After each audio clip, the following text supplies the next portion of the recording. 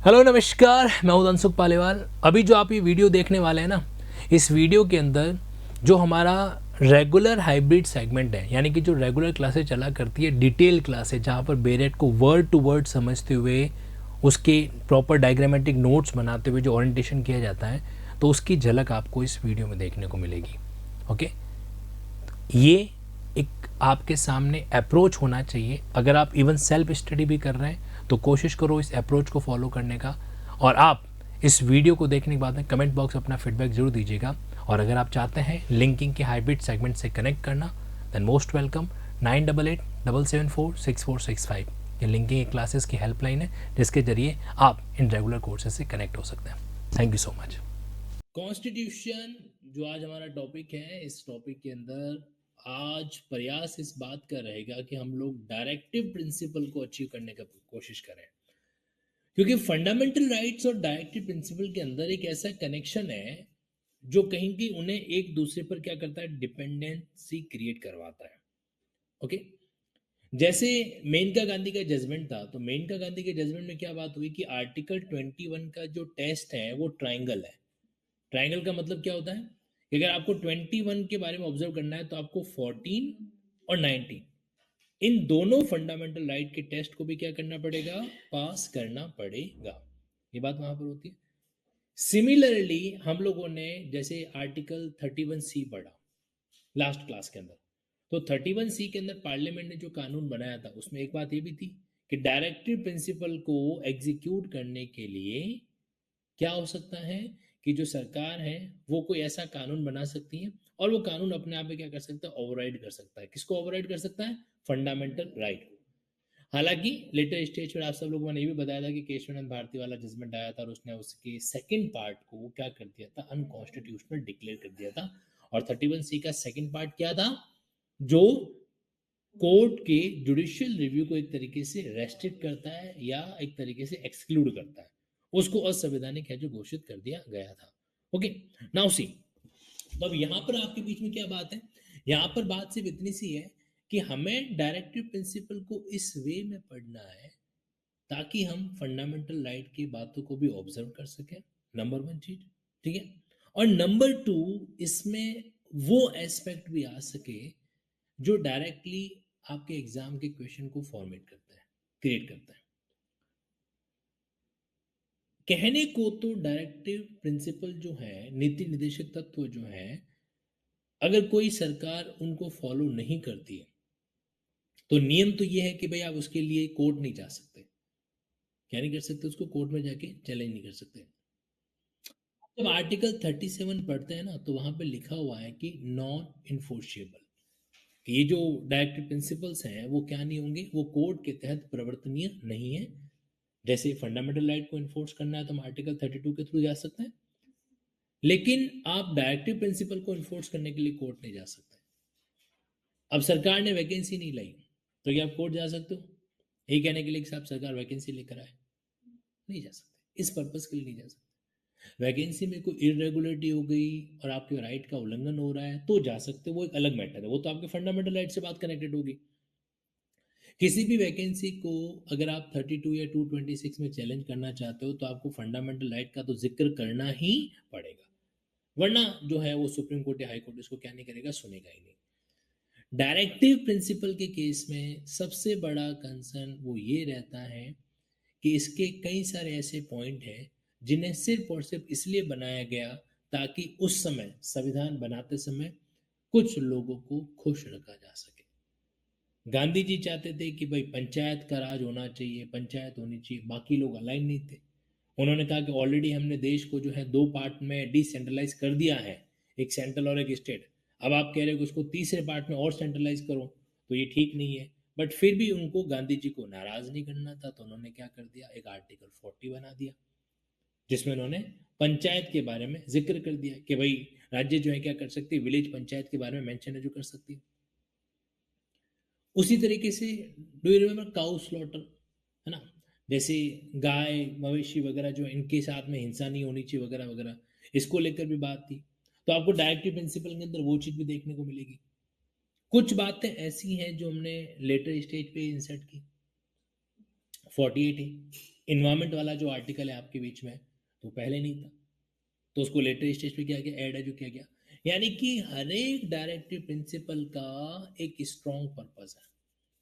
In fact अगर कहा जाता है ना कि स्टेट एडमिनिस्ट्रेशन, राज्य का प्रशासन, तो स्टेट एडमिनिस्ट्रेशन के अंदर अगर संविधान का वो पार्ट जो सबसे बड़ा रोल प्ले करता है, that is directive principle. Manifesto word सुना है आप लोगों ने, घोषणा पत्र। राजनीतिक पार्टीज क्या करती हैं, चुनाव से पहले मैनिफेस्टो जारी करती है। आप नोटिस करना उस मैनिफेस्टो के अंदर मोस्टली जो कंटेंट होता है वो डायरेक्टिव प्रिंसिपल से कनेक्टेड होता है। जैसे एग्जांपल देता हूं मैं आपको, बीजेपी के शुरुआती मैनिफेस्टो के अंदर ये आर्टिकल 370 का पहले से जिक्र था, यूनिफॉर्म सिविल कोड का पहले से जिक्र था। आपने कई बार देखा होगा उनके मैनिफेस्टो में पहले से बात रही, एक देश एक चुनाव, ये भी उनका मुद्दा था एक तरीके से। तो ऐसी कई सारी चीजें हैं जो डायरेक्टिव प्रिंसिपल से क्या की जाती है, ऑब्जर्व है जो की जाती है। और वही टॉपिक आज हमें डिटेल में पढ़ना है। पहले आप इस बात को समझ लीजिए कि directive principle is very important, exam point of view से भी और in general point of view से भी। ठीक है, जैसे सरकार की मोस्ट ऑफ जो योजनाएं होती है, स्टेट गवर्नमेंट की जो योजनाएं होती है, उसमें डायरेक्टिव प्रिंसिपल का रोल होता है। आप कोई भी योजना उठा के देख लो, कहीं न कहीं उसमें क्या किया जाता है, डायरेक्टिव प्रिंसिपल के पॉइंट को ही उठाया जाता है, कनेक्ट है जो किया जाता है। चाहे वर्कर से जुड़ी हुई हो, एम्प्लॉयमेंट से जुड़ी हुई हो, वो भी आपको यहाँ पे दिखेगा। हमने आर्टिकल 39 के 6 पॉइंट पढ़े थे कल, याद है आपको? क्या थे 6 पॉइंट? और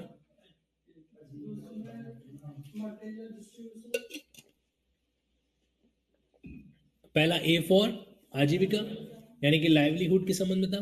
दूसरा क्या था, बंटवारा बोलो तो डिस्ट्रीब्यूशन। सी फॉर क्या था, कंसंट्रेशन ऑफ वेल्थ नहीं होना चाहिए। डी में क्या था, डिस्क्रिमिनेशन किस बेस पे, जेंडर बेस पे डिस्क्रिमिनेशन नहीं होना चाहिए। E for economic necessity.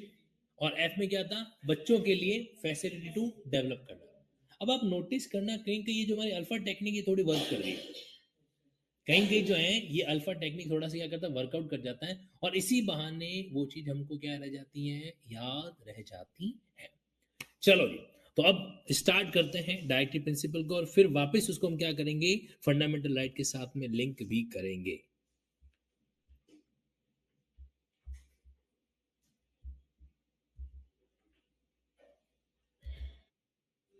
Okay, सबसे पहला पॉइंट हमारे सामने क्या आ रहा है कि जो डायरेक्टिव प्रिंसिपल्स हैं उसमें स्टेट की परिभाषा वही होगी जो आर्टिकल 12 में होगी। मैं आपको 3 क्या 4 पॉइंट कनेक्ट कराऊंगा स्टेट की परिभाषा को लेकर। प्रोबेबली डायरेक्टिव प्रिंसिपल जैसे ही हमारा खत्म होता है हम स्टेट के बारे में बात करेंगे। आर्टिकल 12, आर्टिकल 36, आर्टिकल 50, 152, आर्टिकल 308, कितने आर्टिकल बोले मैंने, 4, और एक और 366। इन पांचों आर्टिकल्स का आपको मैं कंबाइंड जो है सेगमेंट आपके सामने डील करूंगा। वापस मेरे साथ साथ रिपीट कर लो, आर्टिकल 12, 36, 152, 308, 366। क्या ये पांचों आर्टिकल 5 अलग अलग पार्ट्स में है क्या?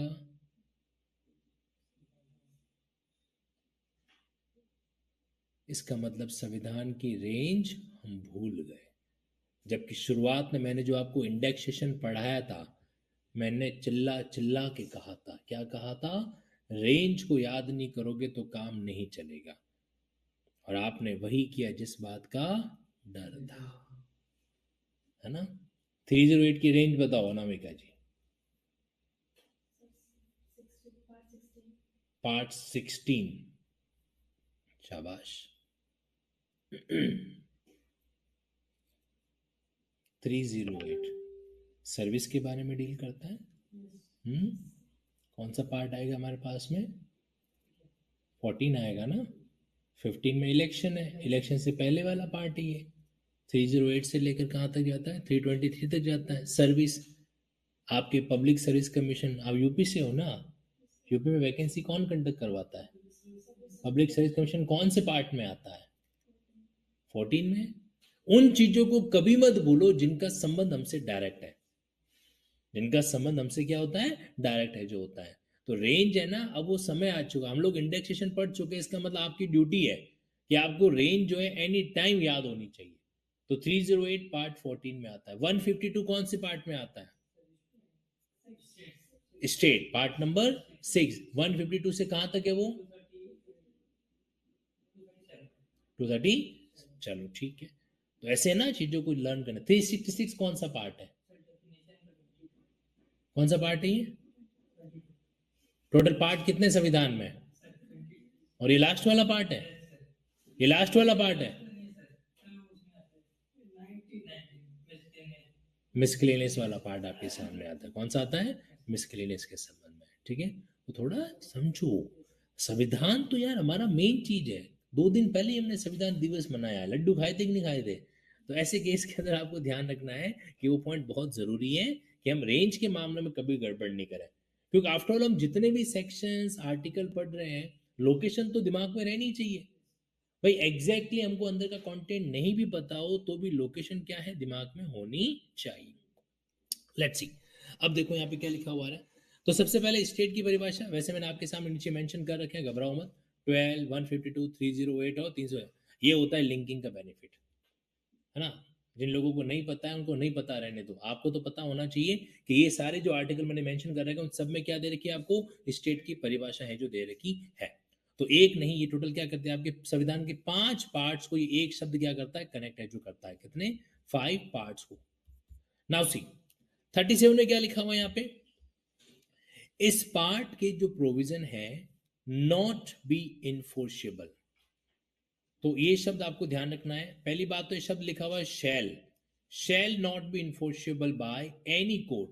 तो एनी कोर्ट का मतलब कोई भी कोर्ट नहीं, ना तो हाई कोर्ट, ना सुप्रीम कोर्ट, ना सबऑर्डिनेट कोर्ट, ना सिविल कोर्ट, ना रेवेन्यू कोर्ट, नो कोर्ट। ठीक है। अच्छा एक काम करो, चेक करो, आपके पास टाइम है 30 सेकंड का। आर्टिकल 366 में क्लॉज 1 से लेके क्लॉज 30, 30 क्लॉज दे रखे हैं। क्या उसमें कोर्ट शब्द को डिफाइन किया गया है? Your time start now.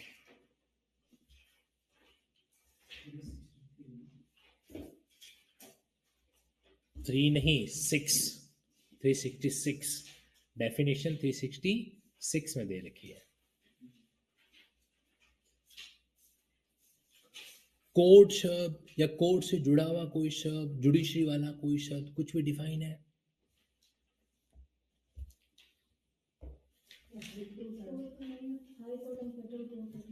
High court और अच्छे से और देख लो।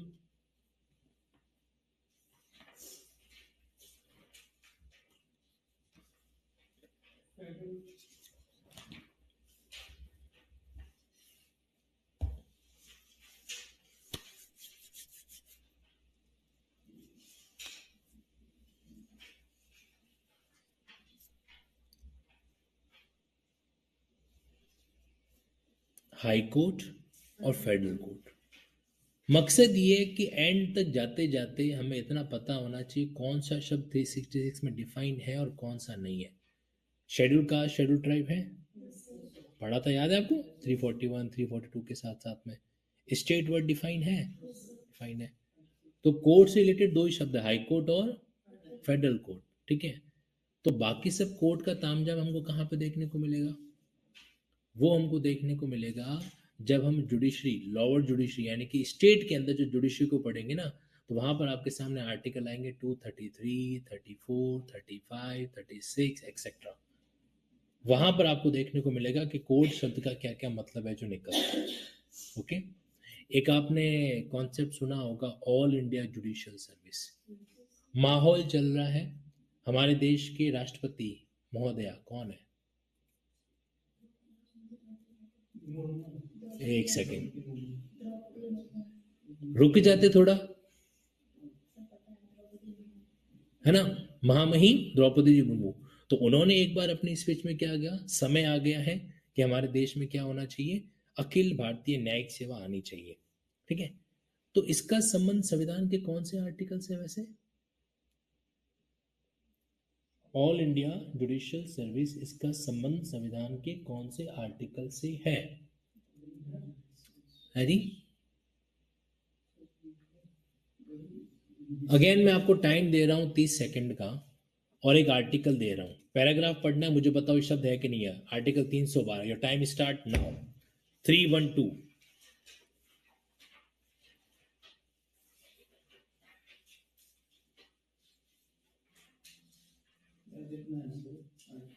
ऑल इंडिया जुडिशियल सर्विस, क्या शब्द लिखा हुआ है वहां पे कहीं पर भी? ये आर्टिकल क्या है?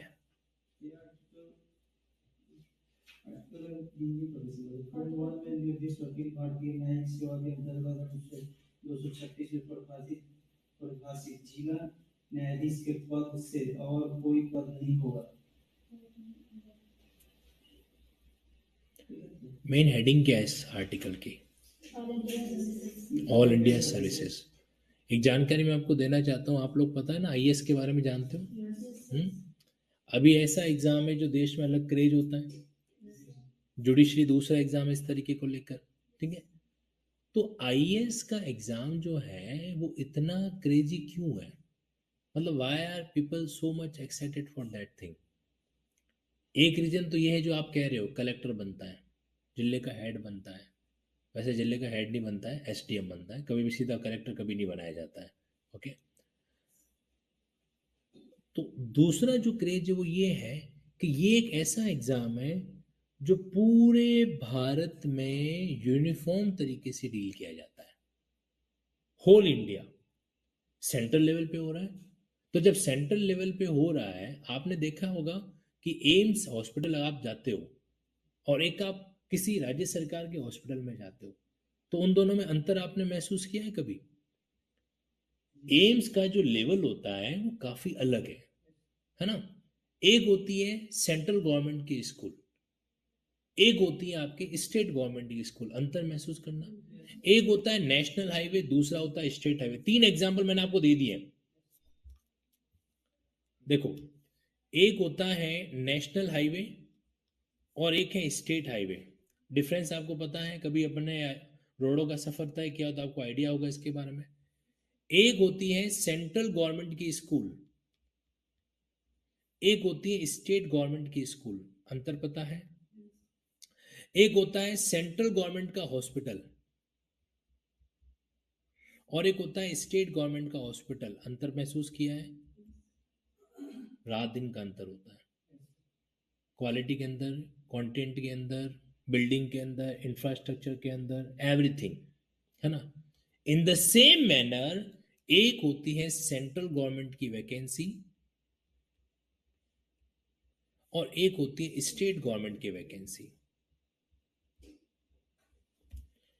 स्टेट गवर्नमेंट की वैकेंसी के अंदर करप्शन की संभावनाएं ज्यादा होती है, सेंट्रल गवर्नमेंट की वैकेंसी के अंदर करप्शन की संभावनाएं कम होती है। मैं आपको एक प्रैक्टिकल एग्जांपल देता हूं।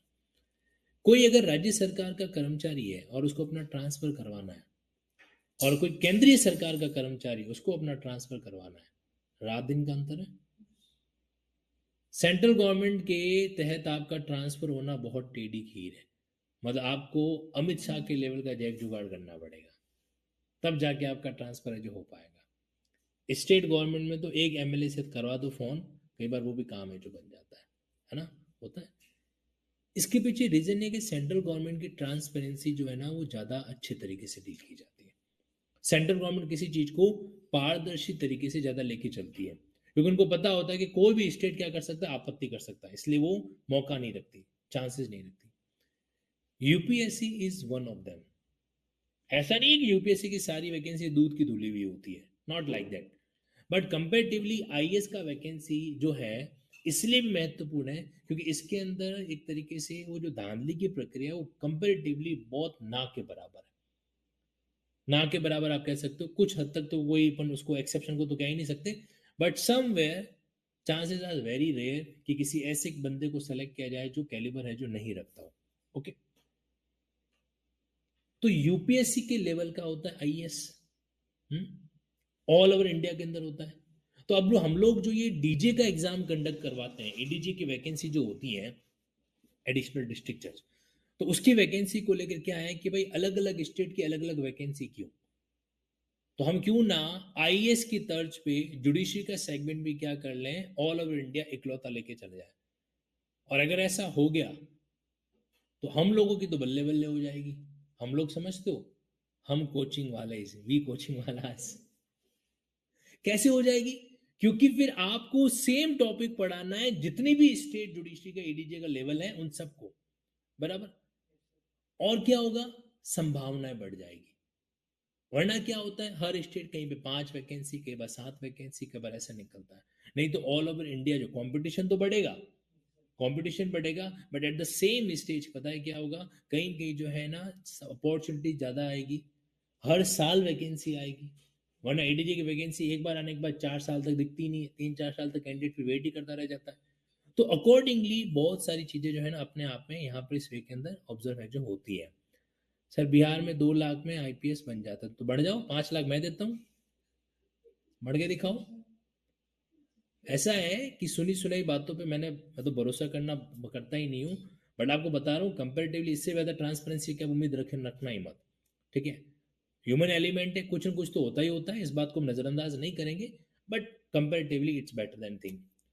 आप एम्स में चले जाओ, एम्स से फोन लगवाना बैठ जाइए, एम्स हॉस्पिटल में जाओ और जुगाड़ जिससे लगवाना है कॉल करवा दो कि मेरे को बेड चाहिए, सर बेड की व्यवस्था करवानी है। बहुत ही ज्यादा इन्फ्लुएंसिंग मैटर होगा ना तो वो उसको कंसिडर करते हैं, वरना उसको कंसिडर भी नहीं करते वो लोग। तो सिस्टम ऑनलाइन है। करप्शन से बचाव का सबसे बढ़िया तरीका क्या है, ऑनलाइन।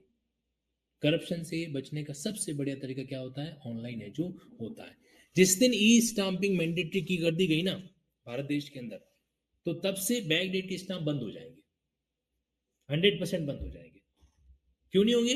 क्योंकि आप जो है ऑनलाइन ट्रांजेक्शन बैकडेट के अंदर नहीं कर सकते। ट्राई करके देख लेना, कैसा हो सकता है कि किसी बंदे को आप पेमेंट आज कर रहे हो उसको दिखाना 3 दिन पहले में, पॉसिबल ही नहीं है। इन द सेम मैनर तो कई कई सारी चीजें होती हैं। तो ऑल इंडिया जुडिशियल सर्विस जो है वो अगर आता है तो वो इसी तरीके से आईएएस के लेवल की इंपॉर्टेंस रखेगा। एंड ऑनेस्टली मैं तो खुद पर्सनली बिलीव करता हूँ कि आना चाहिए। आने के बाद फिर जो डीजे की इज्जत बढ़ेगी ना, आप देखना। अभी हम लोग क्या है कि आईएएस को डायरेक्टली टक्कर नहीं दे पाता। अभी हम लोग हमारा Rajasthan civil service, Rajasthan administrative service, UP PCS, यहां तक होता है क्योंकि लोअर जुडिशरी का मामला है। तो all India judicial service article 312। आज जब मैंने आपसे सवाल पूछा कि वो आर्टिकल कौन सा है, आपके द्वारा जवाब नहीं दिया गया, तो मेरा दिल बड़ा दुखा कि आप जुडिशरी के प्रति उस आर्टिकल को इग्नोर करो जिसकी इतनी चर्चा चल रही है। ऑलवेज रिमेंबर, एक स्टूडेंट अगर वाकई में अपने जीवन के अंदर संजीदगी के साथ पढ़ाई करता है या ऐसा महसूस करता है कि वो अच्छे से पढ़ाई कर रहा है और उसको बर्निंग मुद्दों के संबंध में कानून की जानकारी नहीं है, तो मैं उस स्टूडेंट को सीरियस नहीं मानता। मेरा व्यक्तिगत ही मानना है। आप सहमत नहीं होंगे बट ये हकीकत है। बर्निंग टॉपिक्स पर आपकी कमांड होनी ही चाहिए और उस कमांड के बिना you can't survive in the competition. फिर भले कितना ही कोसो किस्मत को, असली में तो कसूरवार आप खुद हो। ओके, 312 जुडिशरी से रिलेटेड एक भी आर्टिकल, एक भी सेक्शन जो हमारे प्रोफेशन से कनेक्टेड है छूटना नहीं चाहिए। आई बात समझ में? अपने प्रोफेशन के बारे में अगर हम जानकारी नहीं रख रहे हैं ना तो हम उसको उतना रेस्पेक्ट नहीं दे रहे जितना वो डिजर्व करता है। आप लोगों को भी मैं ये बात कह रहा हूं और विशेष रूप से कह रहा हूं। ठीक है, तो आर्टिकल 312 या कोई भी आर्टिकल हो, जब भी फ्री टाइम मिले जुडिशियल सर्विस रूल्स पढ़ो, एक जज का प्रोफेशनल कंडक्ट पढ़ो, एक एडवोकेट का प्रोफेशनल कंडक्ट पढ़ो, जिस रास्ते में जाना है उस रास्ते की पूरी जानकारी लो। तब लगेगा कि हाँ भाई आप जो है न्यायिक सेवा के प्रति खुद को पूरा समर्पित भाव से आगे लेके जा रहे हो। वरना ये कोर्स कंप्लीट करके कुछ नहीं होने वाला है। क्लियर बात बता रहा हूं, जब तक यहां से हमारा मस्तिष्क स्टेबल नहीं होगा इस फील्ड के लिए, तब तक सारे एफर्ट जो है ना वो प्रोडक्टिविटी नहीं ला सकते। और जब तक प्रोडक्टिविटी नहीं आएगी तब तक सिलेक्शन की उम्मीद मत रखना। ओके, एक मेरी लाइन हमेशा ध्यान रखना, बाहर का जज बनने से पहले अंदर के जज को जन्म देना बहुत जरूरी है।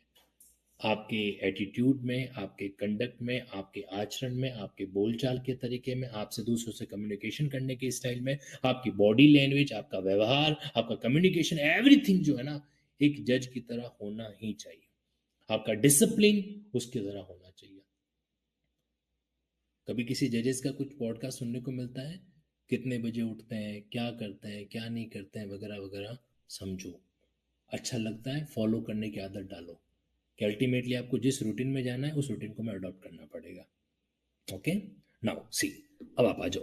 तो ऑल इंडिया जुडिशियल सर्विस को जो है आईएएस के पार्ट में ऑलरेडी इंक्लूड कर चुके हैं, लेकिन अभी तक हमने उसकी एग्जामिनेशन के बारे में कोई स्कीम है जो नहीं बना रखी है, और जल्दी वो स्कीम आपके बीच में आ सकती है। तो एआईजेएस के अंदर आपकी लोअर जुडिशरी प्रभावित नहीं होगी, कौन सी प्रभावित होगी, हायर जुडिशरी के जो एग्जाम है वो इसके अंदर प्रभावित होंगे। नाउ सी, अब देखो यहां पे क्या लिखा हुआ है, so the provision contain in this part shall not be enforceable by any court, ठीक है, but the principle therein laid down are, अब इसको समझना, लेकिन जो प्रिंसिपल जो सिद्धांत इसके अंदर दे रखे हैं are nevertheless fundamental in the governance of the country. देखो एक डायग्राम ड्रॉ कर रहा हूं,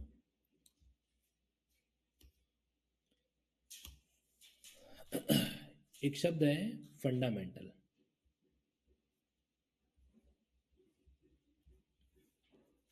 सर आज आपने हमको क्लास में बहुत सुना दिया, इसको सुनाना नहीं कहते, ये हकीकत है, ये क्या है, ये वास्तविकता है। और अगर मैं आपको ये बातें नहीं बताऊंगा तो शायद मैं अपने प्रोफेशन के साथ न्याय नहीं करूंगा, ठीक है। और एक कहावत है, हम नहीं बताएंगे तो कौन बताएगा। फंडामेंटल वर्ड आ रखा है, मौलिक, फंडामेंटल वर्ड जो है ना हमारे संविधान में मूलतया 3 जगह से कनेक्शन रखता है, इनमें से 2 जगह आपको पता है, तीसरी जगह नहीं पता है। पहली जगह कौन सी है जो हम अभी पढ़ के आए, that is called fundamental right. तीसरी जगह है जो हम ऑलरेडी पढ़ेंगे भविष्य में, फंडामेंटल ड्यूटीज, जो आर्टिकल 51A के अंदर आएगा। तीसरा एक और कॉन्सेप्ट है जो आपके डायरेक्टिव प्रिंसिपल्स के साथ कनेक्ट होता है। डायरेक्टिव प्रिंसिपल नो डाउट किसी भी कोर्ट में इन्फोर्सेबल तो नहीं है, लेकिन किसी भी डेमोक्रेसी, किसी भी देश को गवर्न करने के लिए, किसी भी देश को गवर्न करने के लिए जो सिद्धांत होता है ना, तो ये सिद्धांत उनके लिए फंडामेंटल होता है। मतलब you can not make any state policy without considering the directive principles. क्या लाइन बोली मैंने, state can not form any state policy without considering directive principle. नीति निर्देशक तत्वों को ध्यान में रखे बिना कोई भी राज्य जो है वो किसी भी राज्य नीति का निर्माण नहीं कर सकता। क्यों नहीं कर सकता, क्योंकि संविधान का आर्टिकल 37 ये कहता है कि these directive principles are fundamental, fundamental in governance. तो ये जो आपकी गवर्नेंस होती है, गवर्नेंस का मतलब क्या हो गया, गवर्न करने का सिस्टम, देश को गवर्न करने का जो सिस्टम है वही तो क्या कहलाता है, वही तो अपने आप में एक तरीके से गवर्नेंस है जो कहलाएगा, शासन कह दीजिए आप इसको। तो देश के शासन में, गवर्नेंस को हिंदी में क्या बोलेंगे अपन, तो देश के शासन में मूलभूत भूमिका अदा करने वाला कौन सा एलिमेंट होता है, डायरेक्टिव प्रिंसिपल। देखो फंडामेंटल राइट और फंडामेंटल ड्यूटी बेसिकली देखा जाए तो किसके लिए है, सिटीजन के लिए। अब सिटीजन के अधिकारों को संरक्षित करने का काम हमने स्टेट को दे रखा है, बट है किसके लिए, डेडिकेटेड किसके लिए है। अगर मैं आपसे सीधा पूछूं कि फंडामेंटल राइट फंडामेंटल ड्यूटी किसके लिए बने, तो आपका जवाब क्या होगा, एग्जैक्टली, है ना। तो वो की बात यहां पर भी क्या होती है, लागू होती है। मजा नहीं आया इस डायग्राम के अंदर, कुछ तूफानी करता है, हटाओ इसको।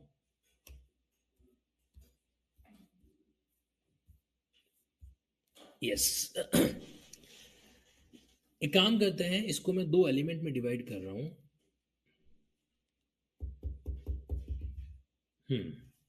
देखो हमारा जो संविधान है, हमारा जो कॉन्स्टिट्यूशन है, कॉन्स्टिट्यूशन ऑफ इंडिया,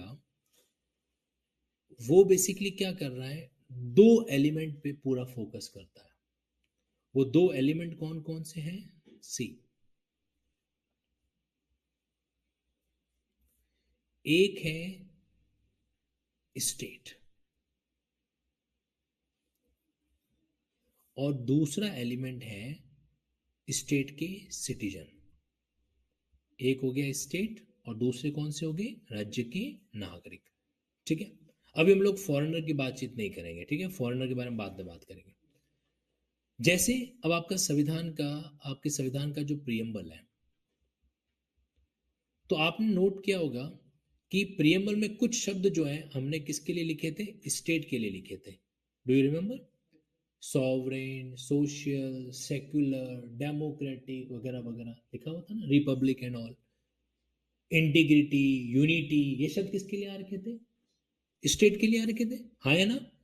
कौन कौन शब्द, sovereign, social, secular, democratic, Republic, unity, integrity, ये सारे शब्द जो है हमारा प्रियम्बल किसको डेडिकेट करता है, स्टेट को करता है। और वहीं दूसरी तरफ संविधान के प्रियम्बल में सिटीजन के लिए भी कई सारी बातें लिखी हुई थी, इक्वलिटी, जस्टिस, है ना, ये शब्द आ रखे थे वहां पे। तो ये जो शब्द आपके सामने आ रखे थे कि भाई हम उनको इक्वलिटी देंगे, एक तरीके से जस्टिस प्रोवाइड करेंगे, है ना, डिग्निटी देंगे, ये सारे शब्द किसके लिए थे, सिटीजन के लिए थे। ठीक है, तो ये भी आप चाहो तो यहाँ पे मेंशन कर सकते हो कि भाई जो आपको इस तरीके से इक्वलिटी वाला वर्ड आ रखा था, जस्टिस वाला वर्ड आ रखा था, एक क्या इग्नोर कर रहे अपन, लिबर्टी, जो शब्द आ रखा था लिबर्टी, और एक डिग्निटी, डिग्निटी पे था ना लास्ट के अंदर, यूनिटी इंटीग्रिटी साथ में डिग्निटी भी तो वर्ड ले रखा था। तो ये जो चारों चीजें आ रखी है आपके, equality of status and opportunity, justice of social economical आपके political, liberty of thoughts expression worship and all, and dignity, तो ये शब्द किसके लिए थे, सिटीजन के लिए। तो हमारा प्रियम्बल खुद संविधान को दो भागों में डिवाइड कर रहा है, यस और no. In the same manner जब आप संविधान के अंदर एंटर करते हो, तो जैसे मान लो कि भाई आपका ये पार्ट नंबर थर्ड है, पार्ट नंबर थर्ड मतलब फंडामेंटल राइट। तो ये बेसिकली क्या करता है, ये बेसिकली सिटीजन के लिए अधिकार को एश्योर करता है, कैसे अधिकार जिनके बिना सिटीजन सरवाइव नहीं कर सकता, फंडामेंटल है यहाँ पे।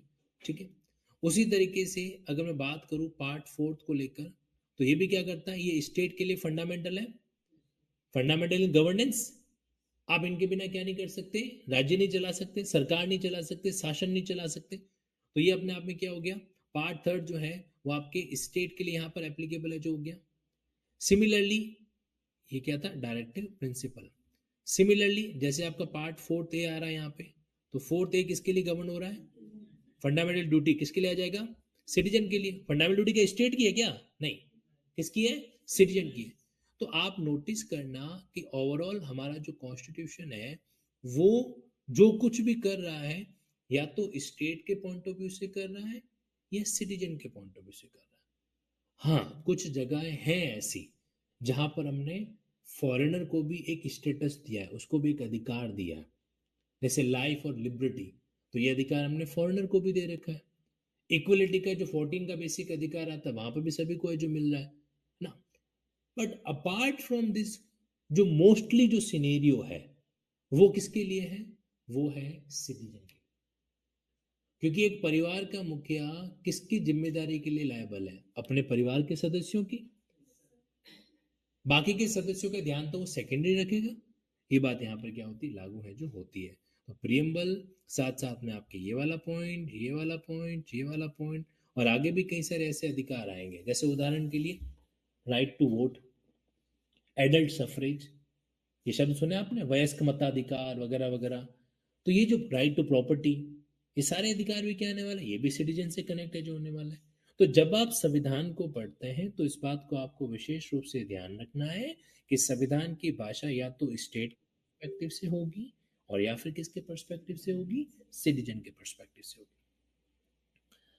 पार्लियामेंट कानून बना रही है तो कानून भी दो के लिए बन रहा है, सिटीजनशिप के हिसाब से बन रहा है और स्टेट के हिसाब से बन रहा है। इनफैक्ट हर कानून को अगर आप ध्यान से देखोगे तो दो एलिमेंट होते हैं उसके अंदर, एक सिटीजन के हिसाब से और एक स्टेट के हिसाब से, है ना। चलिए, तो ये हमारे मतलब संविधान का एक कोर कॉन्सेप्ट है। तो always remember that directive principle are the fundamental in the governance. शासन के अपने आप में क्या होते हैं, मूलभूत चीजें जो होती है।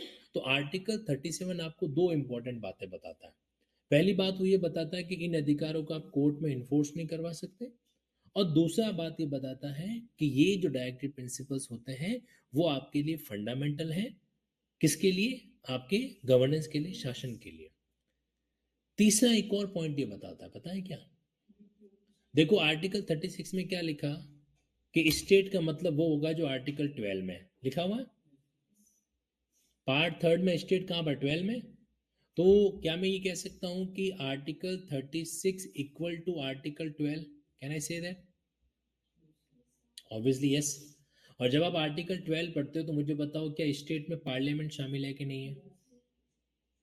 लिखा हुआ है स्टेट लेजिस्लेचर भी शामिल है, यानी कि ये जो कानून बनाने वाले लोग हैं, ये भी स्टेट की परिभाषा में। अब आप 37 की आखिरी लाइन पढ़ो, क्या लिखा हुआ है? And it shall be duty of the state to apply these principle in making law. तो ड्यूटी ऑफ स्टेट का मतलब यहां पे क्या हो गया? Duty of parliament and duty of state legislation. हाँ है ना? यहाँ पे स्टेट का मतलब क्या निकला? संसद या विधानमंडल। तो उनकी ड्यूटी है कि कानून बनाते समय भी आप क्या करोगे? डायरेक्टिव प्रिंसिपल को ध्यान में रखोगे। और शब्द लिखा हुआ है शैल बी, मैंडेटरी फोर्स है। तो 37 जो है ना, अगर आपसे संविधान में पूछा जाए कि what is the role of directive principle in constitution, तो कौन सा आर्टिकल इसका सबसे बेस्ट आंसर देगा? 37। तीन बातें बता रहे हैं। पहली बात इसने क्या बताई? Not enforceable in court of law. दूसरी बात, फंडामेंटल इन गवर्नेंस। तीसरी क्या है कि क्या किया जाएगा? इनको अप्लाई किया जाएगा जब लॉ बनाया जाए। तो इनडायरेक्टली क्या हो रहा है? लेजिस्लेशन के अंदर भी एक तरीके से एसेंशियल है जो हो रहा है। क्या हो रहा है? लेजिस्लेशन, यानी कि कानून बनाने के अंदर, कानून बनाने बोलो विधायन, वहां पर क्या होता है? असेंशियल है जो हो जाता है। तो इन तीन फैक्टर्स को आपको क्या करना है? ध्यान में है जो रखना है। आप एक काम करो, आर्टिकल 245 के पास जाओ, आर्टिकल 245 के पास जाओ, और वहां पे जहां जगह मिले या नीचे जो लिंक विद लिखा हुआ है उसमें लिख लो लिंक विद 37। लिंक विथ 37 245 के साथ में लिख लो, 246 के बाद में लिख लो। अगर मैं आपसे पूछूं कि लेजिस्लेटिव पावर कहां दे रखी है, तो आपका आंसर क्या होगा? जिसका भी की कल्पना, बताओ लेजिस्लेटिव पावर कहां दे रखी है? और 246। भाई मोटा मोटी तो आपको जो जनरल वे में पावर दे रखी है वो कहां पर है? 245 और 246 में दे रखी है। वहीं से तो आ रहा है कि टेरिटोरियल, अगर आपको लेजिस्लेशन की बात करनी है तो 245, सब्जेक्टिव जुरिस्डिक्शन की बात करनी है तो वही भी मेंशन कर रखा है। तो जब भी आप लेजिस्लेशन करोगे तो आपको क्या करना पड़ेगा? फंड डायरेक्टिव प्रिंसिपल्स को ध्यान रखना पड़ेगा। आई बात समझ में? आगे बढ़े यहाँ पे। चलो भाई, ये है 37। तो now you can see how important is 37। Correct? एक नहीं, दो नहीं, तीन बातें हमारे सामने यहाँ पे एप्लीकेबल होती है। ओके, तो ये तीनों पॉइंट आपको क्या करना है? मेंशन कर देना है। पहला पॉइंट आप यहाँ पे क्या लिखोगे कि भाई ये जो कानून है वो नॉट इन्फोर्सेबल है, नंबर वन। दूसरा, फंडामेंटल है। और तीसरा, एक लेजिस्लेटिव फैक्टर है ये। क्या शब्द इस्तेमाल कर रहा हूं मैं? लेजिस्लेटिव फैक्टर, मतलब कानून बनाते समय ध्यान रखने लायक फैक्टर है ये तीन बातें डायरेक्टिव प्रिंसिपल का स्टेटस बताती है। ओके, नाउ सी,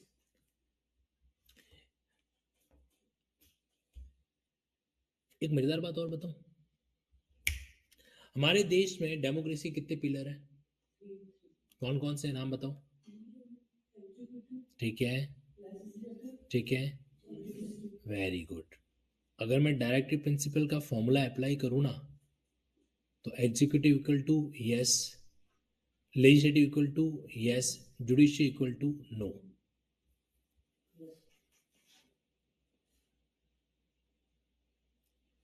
ट्यूबलाइट थोड़ी लेट जलेगी। जली?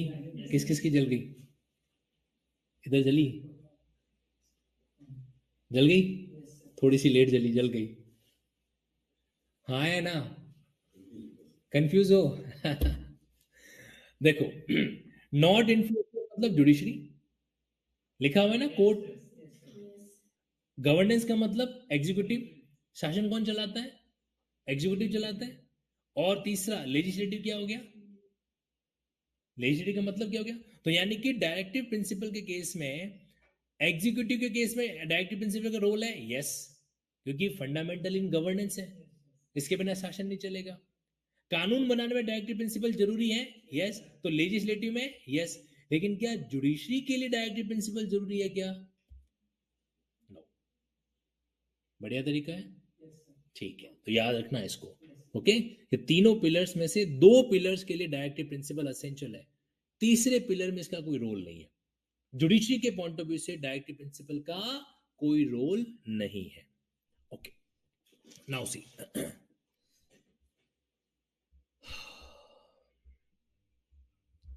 ये हम लोगों ने पढ़ा था 38, याद है? सोशल ऑर्डर, जब हम प्रियम्बल के बारे में डिस्कशन कर रहे थे तो सोशलिस्ट एक वर्ड हमारे सामने आया था, है ना? तो मैंने कहा था सामाजिक न्याय व्यवस्था। फटाफट इसको मैं गो थ्रू करवा देता हूँ। The state shall strive to promote, देखो 37 में शब्द आया था शैल, 38 में भी शब्द क्या आ रहा है? शैल। 39 में शब्द क्या आ रहा है? शैल। फिर आप आगे देखो 39A में क्या आ रहा है? शैल। फिर आप आगे देखो यहाँ पे 40 में शब्द क्या आ रहा है? शैल। 41 में क्या आ रहा है? शैल। 42 में शैल। 43 में शैल। ठीक है, और आगे बढ़ो, रुकना नहीं है। 43A में शैल, 43B में शैल, यूनिफॉर्म सिविल कोड शैल, 45 में शैल, नजरें ढूंढ रही कहीं पर में मिल जाए, 46 में शैल, 47 में शैल, 48 में शैल, 48A में शैल, 49 में शैल, 50 के अंदर शैल और 51 में शैल। क्या सीखा? डायरेक्टिव प्रिंसिपल का मैंडेटरी नेचर है, ये हमें पता चलता है शैल से। अगर कहीं पर भी में आता तब तो विकल्पिक है, ऑप्शनल है, बट में कहीं पर भी नहीं है। तो डायरेक्टिव प्रिंसिपल में हर जगह पे क्या वर्ड इस्तेमाल हुआ है? शैल, शैल, शैल, याद रखना। अब अगर आपने मेंस का आंसर लिखते समय कहीं पर भी में लिख दिया तो गड़बड़ है, ठीक है? समझ गए? इस बात का आपको ध्यान रखना। सी, तो स्टेट क्या करेगा? Strive to promote the welfare of the people, और लोगों का वेलफेयर, लोक कल्याण कैसे करेगा? By securing and protecting. एक होता है सिक्योर करना और दूसरा होता है जरूरत होने पर प्रोटेक्ट करना। किसको? सोशल ऑर्डर को, सामाजिक व्यवस्था को, ठीक है? इन विच जस्टिस, कौन कौन से जस्टिस? तीन तरीके के, ये वही तीन तरीके जो प्रियम्बल में भी दे रखे हैं, सोशल, इकोनॉमिकल और पॉलिटिकल, सामाजिक, आर्थिक, राजनीतिक। शैल इन्फॉर्म और the institution of the national life. तो यहाँ पे क्या लिखा हुआ है कि आपको ऐसा सोशल ऑर्डर जो है सिक्योर करना है, प्रोटेक्ट करना है, पब्लिक वेलफेयर को प्रमोट करने के लिए, जिसमें जिसमें क्या होगा कि जिसमें जो ये आपके सामाजिक, आर्थिक और राजनीतिक न्याय है उनके बारे में आप सभी इंस्टीट्यूशन को इन्फॉर्म कर सको। वापस सुनो, डायरेक्टिव प्रिंसिपल इस बात का है, क्या बात का है? कि राज्य जो है वो लोक कल्याण के लिए एक ऐसी सामाजिक व्यवस्था बनाएगा जिसमें हम जीवन की सभी संस्थानों को क्या कर सकें? आपकी सामाजिक, आर्थिक और राजनीतिक न्याय के बारे में बता सकें या उसको एश्योर कर सकें, ठीक है? ऐसा हमें क्या करना है? सोशल ऑर्डर लेके आना है। और ये सोशल ऑर्डर लाने की जिम्मेदारी किसकी है? और ये सोशल ऑर्डर क्यों लाएगा? What is the purpose of social order? What is the what is the समाज की व्यवस्था को सोशल ऑर्डर बोलते हैं। हिंदी बोलोगे इसका मतलब ये नहीं बच के निकल जाओगे। What is the purpose of social order? What is the purpose of सामाजिक व्यवस्था? हाँ, welfare of the people. First line में क्या लिखा हुआ है देखो, to promote the welfare of the people by securing and protecting, मतलब सामाजिक व्यवस्था के द्वारा लोक कल्याण करने के लिए। और सामाजिक व्यवस्था कैसी? ये ना सोशल ऑर्डर के बाद में आप ब्रैकेट लगा लो, इन विच से पहले ब्रैकेट स्टार्ट करो और लाइफ पे ब्रैकेट खत्म कर दो। अब आपको आराम से समझ में आ जाएगा। और अगर और भी आपका मन नहीं कर रहा है तो मैं आपको और एक बढ़िया तरीका बताता हूँ। इरेजर कहाँ है मेरा, ये रहा, सब हटाओ, ये भी हटा दिया, ये भी हटा दिया, ये भी हटा दिया, एवरीथिंग, ऊपर वाला भी हटा दूं। समझ में आ ही रखा है आप लोगों को। अब आपको क्या करना है, अब आपको ये करना है, state shall strive to promote the welfare of people, ठीक है, बाकी सारा हटा दो।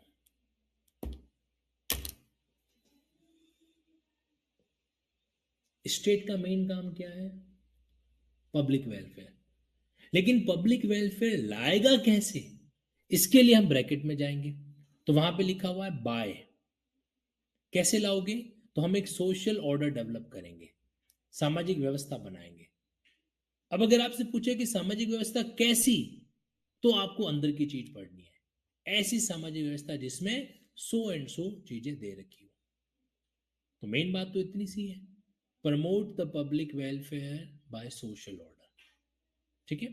तो यहां पर मैं इसके आगे लिख सकता हूं, क्या लिख सकता हूं, public welfare by social order, public welfare by social order, सामाजिक व्यवस्था के जरिए क्या करना, लोक कल्याण है जो करना, लोक कल्याण है जो करना, इसको स्टेट क्या करेगा, डील करेगा, ठीक है। नाउ सी, अब जो 38 का क्लॉज 1 है, ये है जनरल भाषा, और इसी जनरल भाषा का आपको एक स्पेशल एलिमेंट जो है वो क्लॉज 2 में देखने को मिलेगा। वापिस सुनो मैंने क्या कहा, आर्टिकल 38 क्लॉज 1, ये जनरल वे में लिखा हुआ है कि स्टेट को लोक कल्याण करना है सोशल ऑर्डर के माध्यम से, ठीक है। अब 38 का क्लॉज 2 इसका स्पेसिफिक गाइडलाइन आपको दे रहा है, क्या दे रहा है, let's see, the state shell in particular strive to number 1 minimize the inequality in income। मतलब ये जो, अच्छा मुझे बताओ, इनकम की इनइक्वलिटी अगर आप कम बराबर करोगे तो आप एक तरीके से क्या करोगे, फिनेंशियल जस्टिस सिक्योर करोगे, हाँ या ना।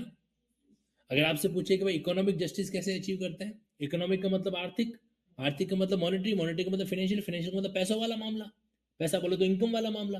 तो अगर आपने इनकम में जो असमानता है इसको ठीक कर दिया, तो what kind of justice you will achieve, economic justice, है ना।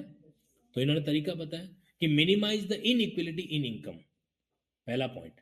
तो यहां पर आप साइड में कनेक्ट कर सकते हैं इकोनॉमिक जस्टिस, जो क्लॉज 1 था उसमें इकोनॉमिक जस्टिस का जिक्र किया हुआ था। नाउ सेकेंड, एंडेवर का मतलब होता है प्रयास करना, एफर्ट करना, टू एलिमिनेट, एलिमिनेट का मतलब खत्म करना, inequality in status, inequality in status, in facility and in opportunity. तो 3 तरीके की इनइक्वलिटी को आप क्या करना चाहते हो, खत्म करना चाहते हो। आप एक चीज नोटिस करना, क्लॉज 2 में इनकम की इनइक्वलिटी के बारे में तो शब्द क्या लिखा हुआ है, मिनिमाइज करना। वहां पे इन्होंने ये नहीं लिखा कि इनकम की इनइक्वलिटी को खत्म करना, ऐसा शब्द नहीं लिखा। और जबकि नीचे लिखा हुआ है कि स्टेटस की इनइक्वलिटी है या फैसिलिटी की इनइक्वलिटी है या अवसर की, उसको तो पूरा का पूरा क्या करना, खत्म करना। तो खत्म करना और मिनिमाइज करने में अंतर है भाई। इट जस्ट लाइक कि घर के खर्चे कम करो और एक घर के खर्चे खत्म करो, अंतर है।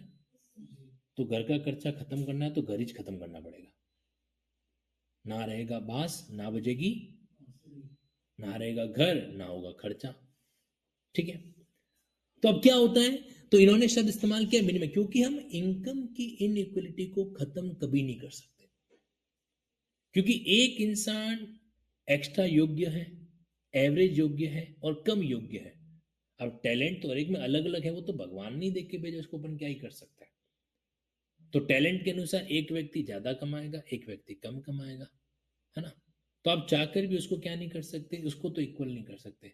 आप ये कह रहे हो ये भी 25 साल का, ये भी 25 साल का, इसको भी 500 रुपए, इसको भी 500 रुपए, नहीं, नहीं बैठेगा मामला, है ना। लेकिन बाकी की जो इनइक्वलिटी है स्टेटस का वगैरह का, ये हम पढ़ के भी आए, है ना, प्रेमल में लिखा हुआ है। तो ये इक्वलिटी कौन सा जस्टिस लाएगी मुझे बताओ भाई। जैसे इनकम वाला तो इकोनॉमिक जस्टिस लेके आ रहा है, ये जो इनइक्वलिटी हम हटाएंगे स्टेटस का फैसिलिटी का, तो ये कौन सा आपका एक तरीके से जस्टिस एश्योर करेगी? सोशल। कौन करेगी? सोशल। सामाजिक न्याय को ये क्या करेगी? अचीव है जो करेगी। सेकंड वाला क्या हो गया? Social justice. तो इन्होंने हमको तरीका बताया है कि how you will achieve the social justice. तो आप क्या करो, आप स्टेटस का इनइक्वलिटी खत्म करो, आप जो है फैसिलिटीज का इनइक्वलिटी खत्म करो, आप अपॉर्चुनिटीज का इनइक्वलिटी खत्म करो, हो जाएगा सोशल जस्टिस। फिर आखिरी पॉइंट क्या लिखा हुआ?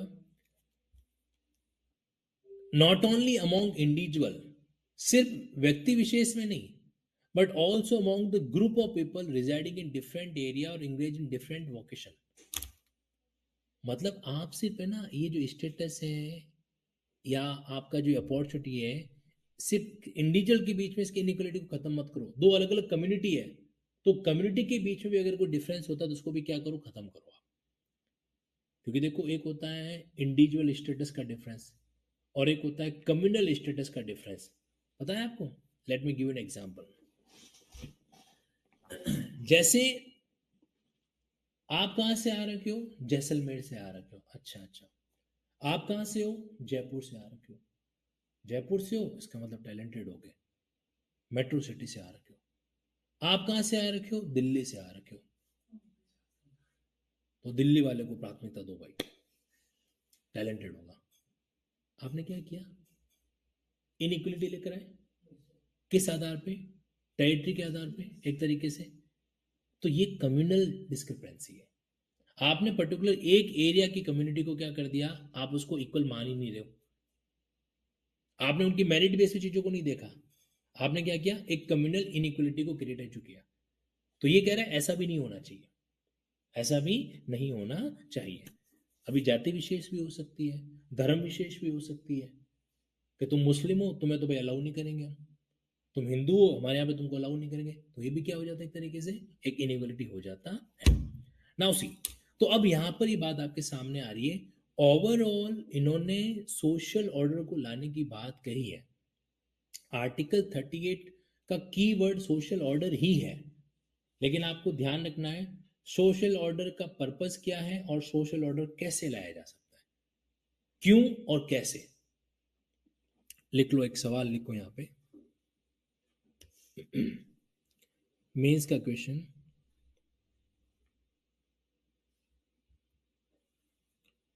सोशल ऑर्डर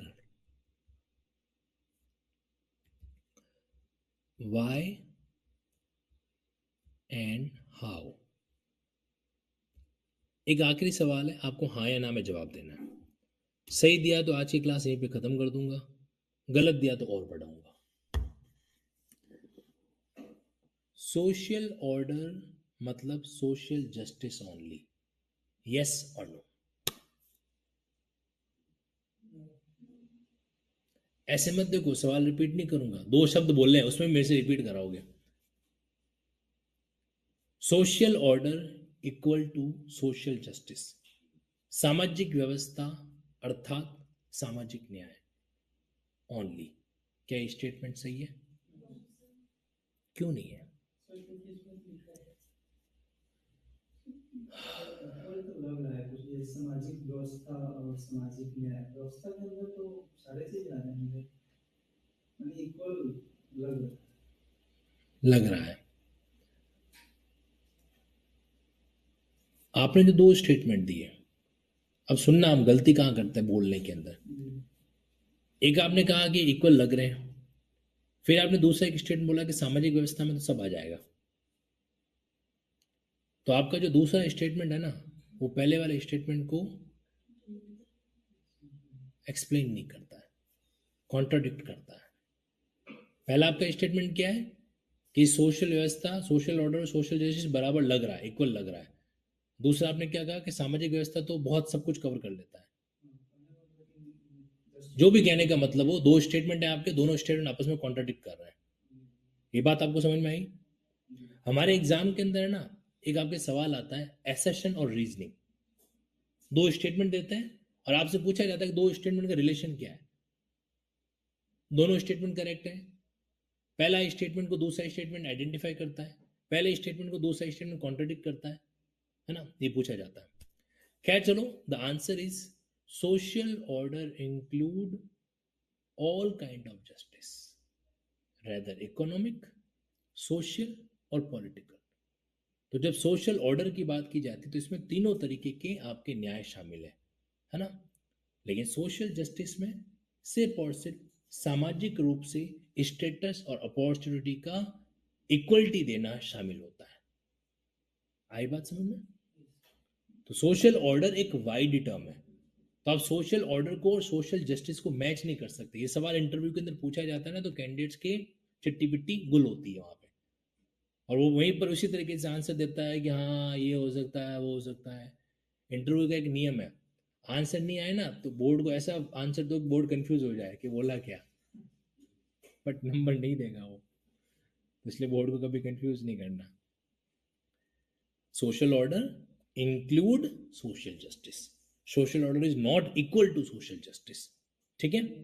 क्योंकि सोशल ऑर्डर में तो और भी शामिल है, तो एक फॉर्मूला लिख लो यहां पे, सोशल ऑर्डर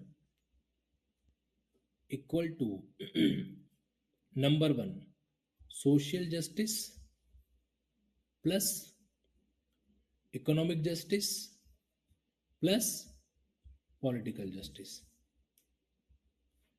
और ये फॉर्मूला मैं कोई घर से नहीं लेकर आया हूं, संविधान में लिखा हुआ है। आप ध्यान से देखो, क्लॉज वन को वापस पढ़ो, क्या लिखा हुआ है? ऐसा सोशल ऑर्डर जिसमें क्या हो, तीन तरीके के जस्टिस हो, सोशल, इकोनॉमिकल, पॉलिटिकल। शब्दों का खेल समझ रहे हो रमेश बाबू? वो जरूरी है। वर्डिंग्स को है ना ऑब्जर्व करना एक बहुत बड़ा क्या करता है, रोल है जो प्ले करता है। हम लोग नहीं पढ़ते संविधान को इस तरीके से, बट हकीकत यह है कि संविधान को पढ़ने का ये तरीका है जिसके माध्यम से हर एक शब्द पे हमारा क्लैरिटी होता चला जाए कि भाई सोशल ऑर्डर में क्या आता है और सोशल जस्टिस में क्या आता है। और भी कई चीजें जो आपको कंफ्यूज कर सकती है। अगर मैं आप बोलूं पब्लिक ऑर्डर, तो क्या पब्लिक ऑर्डर और सोशल ऑर्डर एक चीज है? Public order is more or less connected with the peaceful living in society. Public order का मतलब क्या है कि लोग जो कुछ भी कर रहे हैं वो उसी व्यवस्था से करते रहे, एक दूसरे को इंटरफेयर नहीं करे, एक दूसरे को हस्तक्षेप नहीं करे, अशांति नहीं फैलाए। That's called public order. Public order maintain करना किसकी ड्यूटी होती है? और सोशल ऑर्डर मेंटेन करना किसकी ड्यूटी होती है?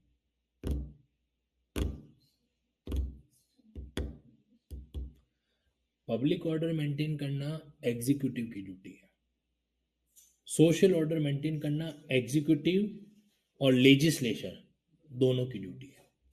क्या सोशल ऑर्डर मेंटेन करना जुडिशरी की ड्यूटी में भी आता है क्या? नहीं। जुडिशरी सोशल डिस्क्रिमिनेशन वाले किसी भी कानून को, किसी भी चीज को खत्म कर सकती है, गाइडलाइन दे सकती है। हालांकि जुडिशरी के पास भी एक लेजिस्लेटिव पावर होती है। जज मेड लॉ सुना है? जज मेड लॉ सुना है इसके बारे में? तो जजमेंट लॉ का मतलब क्या होता है कि ऐसे अथॉरिटी, ऐसे जजमेंट, ऐसे प्रेसिडेंट जो क्या करते हैं, किसी कानूनी सिस्टम को जन्म देते हैं। ओके, यूथेनेशिया, जब तक कानून नहीं बना, अरुणा शानबाग का गाइडलाइन आया कि पास यूथेनेशिया को ऐसे डील करना है, वगैरह का डील करना है, सो एंड सो, तब तक जजमेंट लॉ चला। ट्रिपल तलाक पे जब तक कानून नहीं बनाया गया तब तक सुप्रीम कोर्ट की बात लागू हुई, है ना? तो जजमेंट लॉ वर्क करता है, लेकिन जजमेंट लॉ का हमेशा क्राइटेरिया सिर्फ तब तक ही होता है जब तक पार्लियामेंट कानून नहीं बनाती। ओके, बट वो एक अलग चीज है। ये जुडिशरी का मेन टास्क नहीं है कानून बनाना, उसका मेन टास्क क्या है? कानून का ब्रीच होता है उसको ठीक करना, है ना? तो सोशल ऑर्डर जो है वो एग्जीक्यूटिव और लेजिस्लेटिव दोनों का काम है। पब्लिक ऑर्डर लेजिस्लेटिव का काम नहीं है। पब्लिक ऑर्डर लेजिस्लेटिव का काम नहीं है। लेजिस्लेटिव का काम है कानून बनाना। अगर सामाजिक व्यवस्था बिगड़ रही है, मान लीजिए कोई एक दूसरे के खिलाफ कोई दंगा फसाद हो रहा है, तो वहां पे एग्जीक्यूटिव को पिक्चर में आना पड़ेगा। वो बात अलग है, एग्जीक्यूटिव को डायरेक्शन कौन देता है? Home minister. होम मिनिस्टर किसका पार्ट है? Council of minister. Council of minister का हेड कौन है? पीएम। पीएम किसके चुना जाता है? Ruling party. रूलिंग पार्टी कहां से बिलोंग करती है? विधानसभा, लोकसभा। वो एक अलग बात है, वो तो सब आपस में इंटरकनेक्टेड है, बट रोल तो अलग अलग है ना।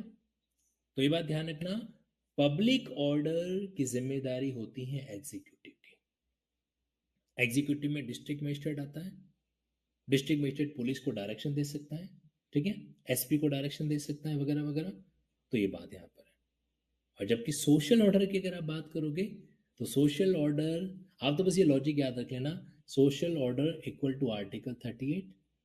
आर्टिकल 38 का मतलब डायरेक्टिव प्रिंसिपल, डायरेक्टिव प्रिंसिपल का मतलब एग्जीक्यूटिव और लेजिस्लेटिव।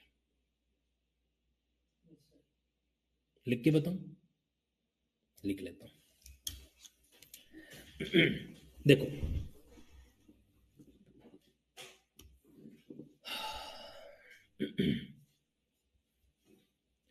सोशल ऑर्डर,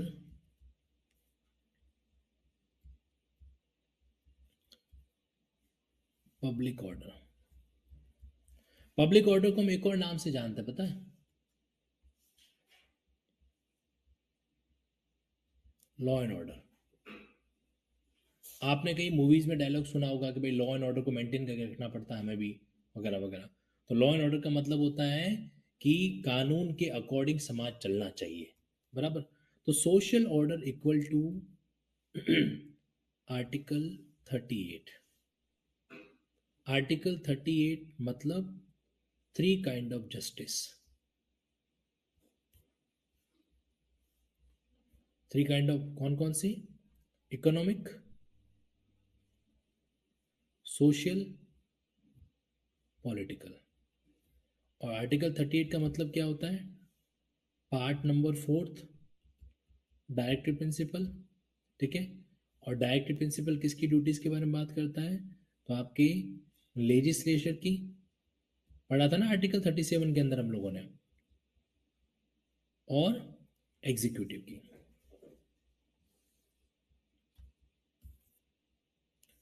तो social order includes, social order includes public order. Public order में क्या हो जाएगा? No encroachment. कोई भी व्यक्ति दूसरे व्यक्ति के अधिकार, no encroachment over legal rights. No encroachment overs legal right.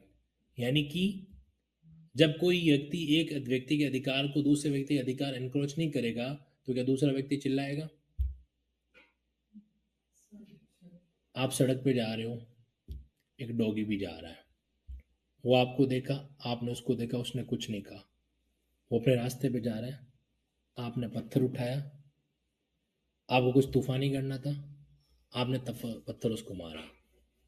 पत्थर मारा तो वो भी क्या करेगा? चिल्लाएगा। चिल्लाएगा तो शांति भंग हुई। क्यों भंग हुई? क्योंकि उसका जो लीगल अधिकार था आपने खत्म कर दिया। हाँ, मतलब किसी भी व्यक्ति का अगर आप जब तक अधिकार खत्म नहीं करोगे, वो व्यक्ति नहीं चिल्लाएगा। एक कहावत है, बिना आग के धुआं नहीं उठता, स्मोक। तो जब तक कुछ गड़बड़ नहीं होती है, तब तक कुछ नहीं होता है ना। तो यहां पर क्या हो जाएगा? No encroachment over legal right, तब तक, in the sense keeping peace. Keeping peace, यहां पर आपके सामने सेगमेंट हो गया कीपिंग पीस वाला मामला। तो ये किसकी जवाबदारी होती है? ये एग्जीक्यूटिव की जवाबदारी होती है। किसका रिलेशन होता है इसमें? एग्जीक्यूटिव का जवाबदारी होता है, ठीक है ना। तो social order includes public order. और आप जब पढ़ोगे ना आपकी बीएनएसएस के अंदर, तो वहां पे मुझे बताओ पब्लिक ऑर्डर कौन मेंटेन करता है? एग्जीक्यूटिव मजिस्ट्रेट करता है कि नहीं करता है? लिखा हुआ है वहां पे, धारा 144 याद है आप लोगों को, जो कि अब क्या बन चुकी है 163। तो वहां जाके आप पढ़ना तो आपको पता चलेगा कि वहां पे कभी भी लेजिस्लेटर का पॉइंट नहीं लिखा हुआ है, जुडिशरी का पॉइंट नहीं लिखा हुआ है, किसका लिखा हुआ है, एग्जीक्यूटिव मजिस्ट्रेट का पॉइंट लिखा हुआ है, डीएम का पॉइंट लिखा हुआ है। ठीक है, सिक्योरिटी वाला चैप्टर आपको देखने को मिलेगा, वो पब्लिक ऑर्डर को मेंटेन करने के लिए, पब्लिक पीस का ब्रीच नहीं हो इसके लिए है। तो पब्लिक ऑर्डर हमेशा पब्लिक पीस को प्रोटेक्ट करता है। इस बात को आप क्या करेंगे, ध्यान में जो रखेंगे। So that's all for today. आज हम लोग सिर्फ 37 और 38 को कर पाए, कोई बात नहीं, इट्स ओके। लेकिन जितना भी किया, मजा आया कि नहीं आया?